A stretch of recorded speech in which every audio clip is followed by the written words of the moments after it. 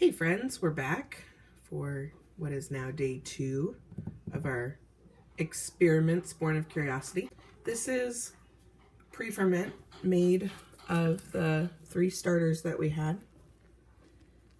And that was made of 80 grams of brown rice flour, 140 grams of starter, and 110 grams of water went into each of these bowls.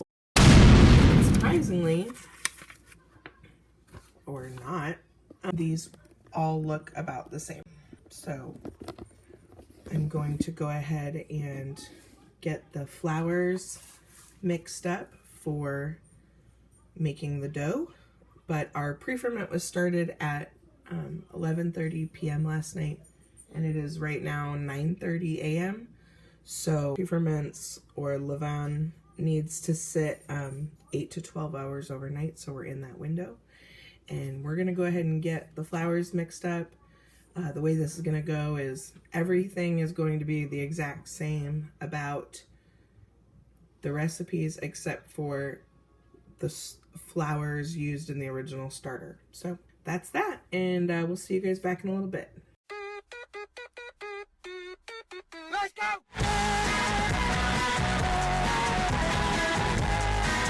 A few moments later. Okay, we're back again, and here is how our dough has turned out. This is the oatmeal, brown rice, and the white rice starters. It looks like our oatmeal is winning, followed by the brown rice, and we're gonna go ahead and bake them up and see how they turn out. Okay, we're back. It's about 10:30 at night on day 2 of our experiment. I'm kind of surprised at the results. We've got our white rice starter loaf here, and it's the tallest. Our oatmeal is back here, and it's the flattest, with our brown rice being here, and it's the middle one. We'll have no idea, I guess, really, until we cut into these guys, and we can't do that until they've sat overnight, or we run the risk of them being gummy. I don't know why that is.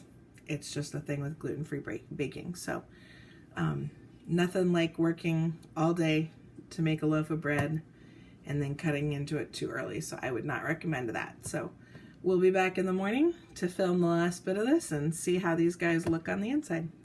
So we'll see you in the morning for slicing and taste testing.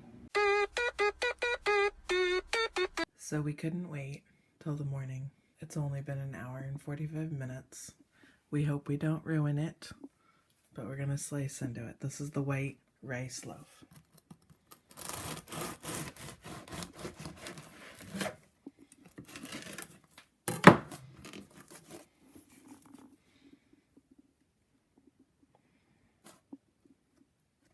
There you go. It looks pretty good. This is the brown rice.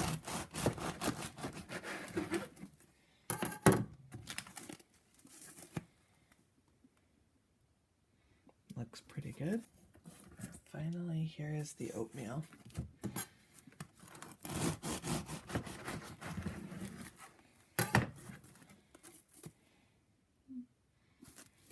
We're gonna go ahead and try the oatmeal first.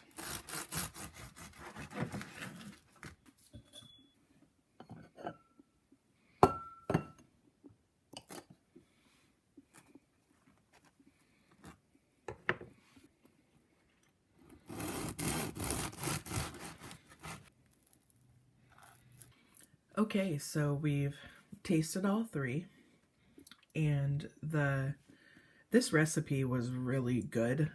It's the best sourdough bread recipe I've ever made, and we'll try and put a link below to that recipe.